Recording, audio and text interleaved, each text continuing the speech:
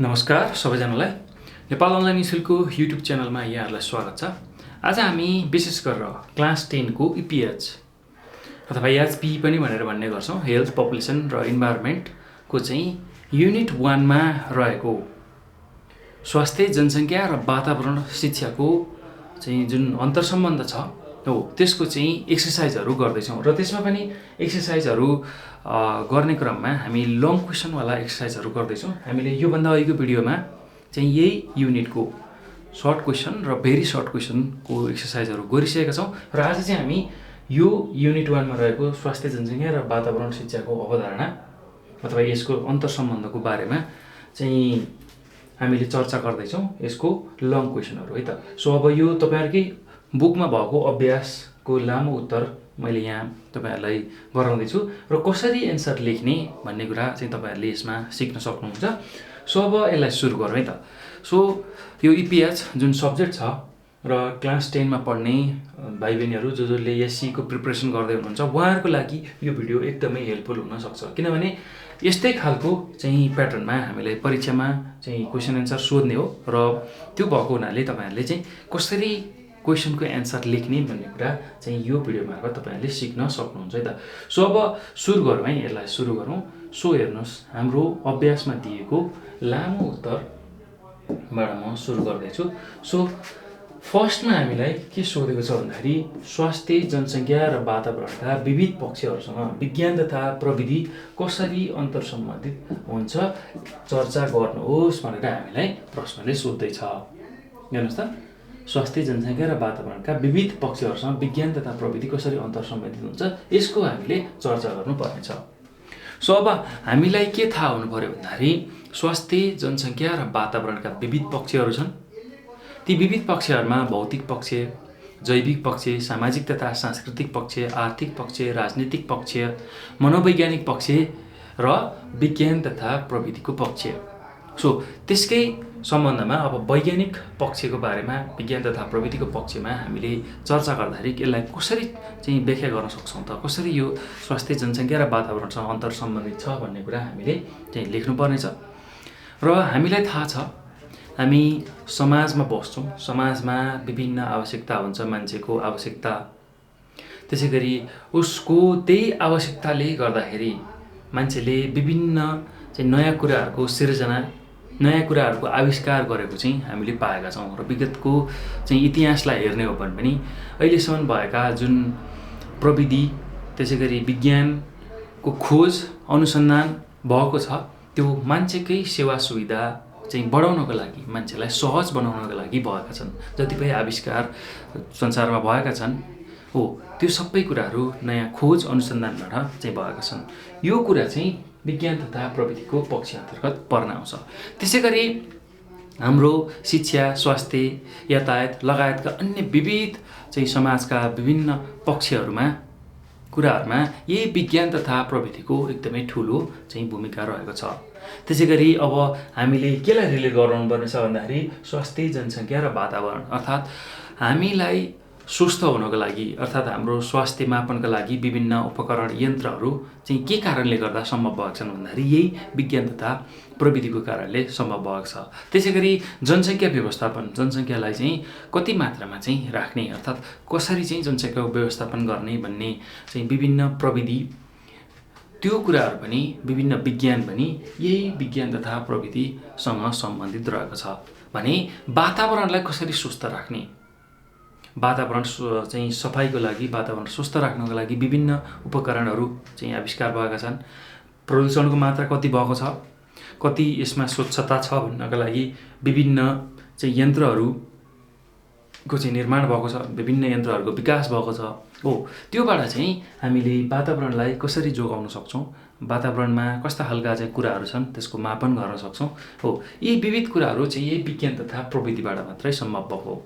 त्यसको साथसाथै अब यदि चाहिँ विज्ञानलाई सही स्वरूपमा चाहिँ हामीले यसलाई युज गर्ने हो अर्थात यसलाई चाहिँ हामीले प्रयोग गर्ने हो भने यसले हामीलाई स्वास्थ्य जनसंख्या र वातावरण तीनै पक्षमा चाहिँ एकदमै ठूलो सहयोग पुर्याउँछ।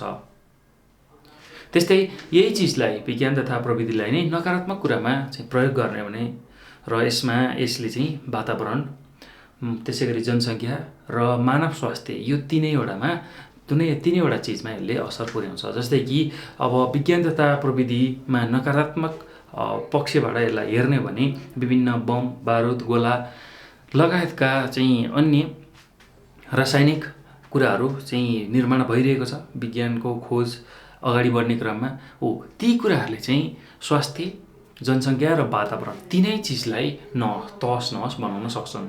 त्यही भएर चाहिँ विज्ञान तथा प्रविधिले चाहिँ स्वास्थ्य जनसङ्ख्या र वातावरणको सकारात्मक पक्षलाई बढोत्तरी गर्ने काम मात्र चाहिँ विज्ञान तथा प्रविधिको पक्ष अन्तर्गत रहेर गर्नुपर्ने हुन्छ। सो यही कुरा चाहिँ हामीले मिलाएर हाम्रो चाहिँ एन्सरमा लेख्न सक्छौँ है त। सो अब कसरी लेख्ने त यसलाई यसको एन्सर कसरी लेख्ने भन्दाखेरि यसको उत्तरमा हामीले विशेष गरेर हेर्नुहोस् त स्वास्थ्य जनसङ्ख्या र वातावरणका विविध पक्षहरूसँग विज्ञान तथा प्रविधिको कसरी सम्बन्ध हुन्छ भनेर चर्चा गर्नुमा लेख्न कसरी सक्छौँ भन्दाखेरि स्वास्थ्य जनसङ्ख्या र वातावरणका भौतिक जैविक सामाजिक तथा सांस्कृतिक आर्थिक वैज्ञानिक तथा प्राविधिक राजनीतिक र मनोवैज्ञानिक पक्षहरू हुन्छन्।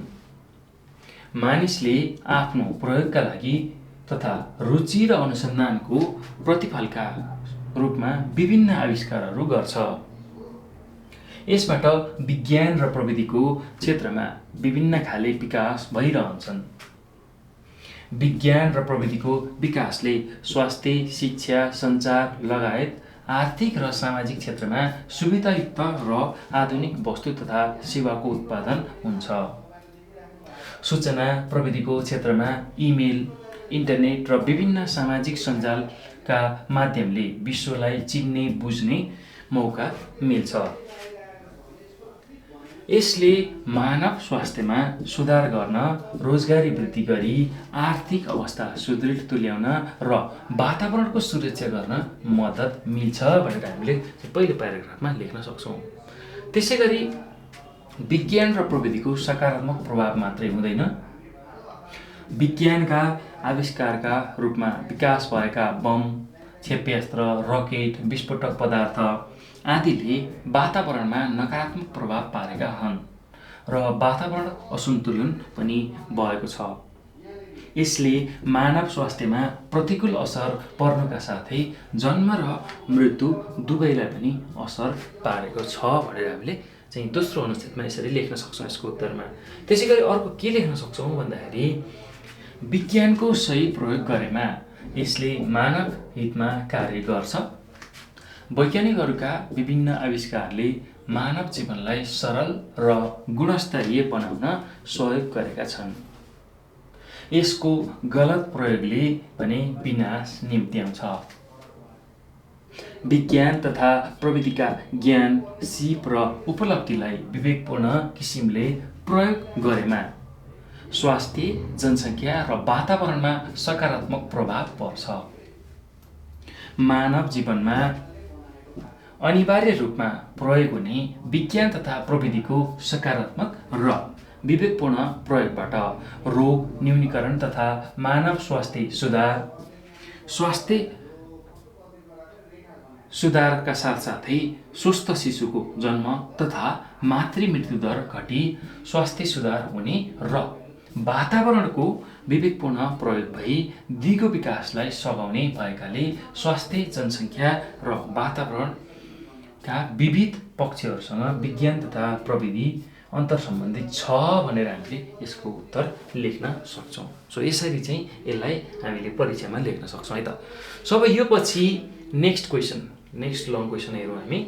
सो नेक्स्ट लङ क्वेसनमा के दिएको छ भन्दाखेरि क्वेसन के सोधेको छ भन्दाखेरि राजनीतिक र मनोवैज्ञानिक पक्ष कसरी स्वास्थ्य जनसङ्ख्या र वातावरणसँग अन्तर्सम्बन्धित छन् लेख्नुहोस् भनेर हामीलाई चाहिँ सोध्दैछ। अब कसरी होला त राजनीतिक र मनोवैज्ञानिक पक्षसँग स्वास्थ्य जनसङ्ख्या र वातावरण कसरी अन्तर्सम्बन्धित होला नि त। अब हेर्नुहोस् राजनीतिक पक्षको सुरुमा चर्चा गरौँ है त। राजनीतिक पक्षको चर्चा गर्दाखेरि अब राजनीतिक भन्ने बित्तिकै देशको एउटा चाहिँ शासन पद्धति हो भनेर हामीले बुझ्न सक्छौँ र हामीले चाहिँ जनमतबाट भोट हालेर चाहिँ चुनिएका प्रतिनिधिहरूले चाहिँ देशका नियम कानुनहरू बनाउने गर्छन् र यो नीति नियम कानुन चाहिँ स्वास्थ्य जनसङ्ख्या र वातावरणको लागि चाहिँ बनाउन सकिन्छ। स्वास्थ्यका लागि चाहिँ एउटा नीति नियम, त्यसैगरी वातावरणको लागि एउटा नीति नियम र जनसङ्ख्याको लागि नीति नियम हो। यसरी यी तीनै चिजलाई चाहिँ हामीले यही नीति नियमको आधारमा चाहिँ अगाडि बढायौँ, एउटा निश्चित नीति नियममा अगाडि बढायौँ भने यो तीनटैको तालमेल हुन जान्छ। स्वास्थ्य जनसङ्ख्या र वातावरणमा कुनै पनि चाहिँ नकारात्मक असरहरू देखिन्न, किनभने नीतिमा चल्दाखेरि जहिले पनि नीति कुनै एउटा निश्चित नीतिमा चल्दाखेरि कहिले पनि त्यसमा डिस्ट्र्याक्सनहरू आउँदैन। सो त्यही कुरा हामीले बुझ्न सक्छौँ र यसरी चाहिँ नीतिगत रूपमा नीतिगत रूपमा चाहिँ हामीले स्वास्थ्य जनसङ्ख्या र वातावरणको पक्षलाई सबल बनाउन सक्छौँ, जसले गर्दाखेरि चाहिँ मान्छे स्वस्थ हुने, जनसङ्ख्याको व्यवस्थापन हुने र वातावरण पनि संरक्षण हुने हुन्छ भनेर हामीले यसमा लेख्न सक्छौँ है त।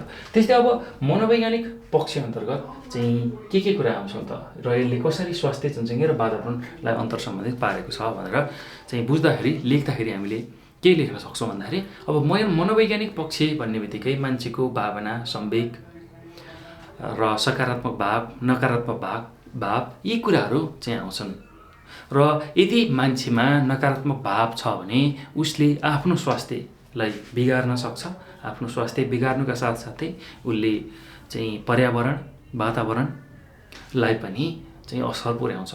यदि मान्छेमा राम्रो चेतना छ, उमा सकारात्मक भाव छ, सकारात्मक चिन्तन चल्छ भने उसले आफू कसरी स्वस्थ हुने त्यो कुरा जानेको हुन्छ, आफूलाई स्वस्थ राख्छ। त्यसैगरी जनसङ्ख्यालाई कसरी व्यवस्थापन गर्न सकिन्छ भन्ने कुरामा उसको चिन्तन चल्छ र वातावरण र पर्यावरणलाई कसरी जोगाउने भन्ने कुरा चाहिँ उसले जानेको हुन्छ। तसर्थ एउटा सकारात्मक चिन्तन गर्ने व्यक्तिले चाहिँ स्वास्थ्य जनसङ्ख्या र वातावरणलाई चाहिँ राम्रो पक्षसँग अर्थात् एकदम सहज तरिकाले अगाडि बढाउन सक्छ, जसले गर्दा स्वास्थ्य जनसङ्ख्या र वातावरणमा कुनै पनि नकारात्मक प्रभाव पर्न पाउँदैन। र उसले त्यसरी गरिसकेपछि उसले उसको सर्कलमा रहेको मान्छेहरूलाई पनि त्यही अनुरूप चाहिँ बदल्न सक्छ। सो यो कुरा पनि हामीले बुझ्नुपर्ने हुन्छ। सो यसरी चाहिँ यसको उत्तरहरू हामीले लेख्न सक्छौँ। अब यो विशेष गरेर मैले तपाईँहरूलाई कन्सेप्ट भने कसरी लेख्न सकिन्छ, यसलाई कसरी चाहिँ हामी आफ्नै शैलीमा यसलाई लेख्न सक्छौँ। सो अब तपाईँहरूलाई चाहिँ यहाँ मैले कसरी उत्तर लेख्दा चाहिँ बेटर हुन्छ भन्ने कुरा चाहिँ देखाउँदैछु है त। सो अब यसको उत्तरमा हामीले के लेख्न सक्छौँ भन्दाखेरि हेर्नुहोस् त, फर्स्टमा चाहिँ यसको उत्तर लेख्दाखेरि जनताबाट निर्वाचित प्रतिनिधिले जनताकै हितका लागि काम गर्छन्, अर्थात् जनताले आफ्नो हितका लागि काम गर्न जनप्रतिनिधि चयन गरी विकास निर्माण कार्य गर्न पठाउँछन्। सो अब यो राजनीतिक पक्ष अन्तर्गत मैले चर्चा गर्दैछु है। राजनीतिक पक्ष सुरुमा, अब राजनीति भनेको देशको मुख्य पद्धति हो। जनताले रोजेर चुनावका माध्यमबाट पठाएका राजनीतिक दलका प्रतिनिधिले देशका लागि आवश्यक पर्ने नीति, नियम र कानुन निर्माण गर्छन्। वातावरणसँग सम्बन्धित नीतिले वातावरण संरक्षण, सम्वर्धन र वातावरणको विवेकपूर्ण प्रयोगलाई समाउँछ। त्यसैगरी देशकै नीतिअनुसार चाहिँ जनसङ्ख्या कार्यक्रम सञ्चालित हुन्छन् र स्वास्थ्य जनसङ्ख्या र वातावरण सुधार अथवा प्रवर्धन गर्नको लागि चाहिँ त्यस्तै खालका कार्यक्रमबाट चाहिँ यसलाई अगाडि बढाउन सकिन्छ, जसले गर्दाखेरि चेतनशील र उत्पादनशील नागरिक उत्पादन भई देशको विकास र निर्माणका कार्यहरू चाहिँ अगाडि बढ्छन् र त्यसमा टेवा छ। जनताको आधारभूत स्वास्थ्य सुधार गर्ने कार्यक्रम तथा सेवा सुविधाले जनताको स्वास्थ्य स्तर वृद्धि भई स्वस्थ जनशक्ति विकास हुन्छ भनेर हामीले लेख्न सक्छौँ। त्यसका साथसाथै यसले देशको समग्र विकासमा सहयोग पुग्छ। यसर्थ देशको राजनीति भ्रष्टाचार मुक्त भएमा वा सेवामुखी राजनीति भएमा त्यसबाट असल नीति कार्यक्रम तय भई देशका जनताको स्वास्थ्य स्तर सुधार हुने, जनसङ्ख्या व्यवस्थापन भई रोजगारीका अवसर सिर्जना हुने तथा वातावरण सन्तुलित भई दिगो आर्थिक विकास हुने चाहिँ कुरा हुन सक्ने हुन्छ। सो यति कुरा चाहिँ हामीले राजनीतिक पक्ष अन्तर्गत लेख्न सक्छौँ। अब मनोवैज्ञानिक पक्ष अन्तर्गत हामीले के लेख्न सक्छौँ भन्दाखेरि चाहिँ यसले कसरी चाहिँ हाम्रो स्वास्थ्य जनसङ्ख्या र वातावरणमा चाहिँ प्रभाव पारिरहेको हुन्छ भन्दाखेरि मनोवैज्ञानिक पक्षले मानिसको भावना, सोचाइ र धारणासँग चाहिँ सम्बन्ध राख्छ र योसँग मानिसको भावना, सोचाइ र धारणासँग सम्बन्धित हुन्छ भनेर हामीले लेख्न सक्छौँ। त्यसको साथसाथै स्वास्थ्य, जनसङ्ख्या र वातावरणका शिक्षाको विविध पक्षहरू चाहिँ मनोवैज्ञानिक पक्षसँग अन्तर्सम्बन्धित रहेका हुन्छन्। मानिसको वातावरणप्रतिको धारणा सकारात्मक भएमा वातावरणको स्रोत र साधनको विवेकपूर्ण प्रयोग हुन्छ। सकारात्मक अवधारणाले समुदायमा रहेका धार्मिक, प्राकृतिक, सांस्कृतिक महत्त्वका वस्तुहरूको संरक्षण गर्ने, सफा राख्ने, प्रकृतिमा भएका पशुपन्छी, वनस्पतिको संरक्षण गर्ने, वातावरण मैत्री बानीको विकास हुन जान्छ। यस्तै स्वास्थ्यप्रति सकारात्मक धारणा भएका मानिसले आफ्नो परिवारको र सामुदायिक स्वास्थ्यको स्थिति सुधार गर्छन्।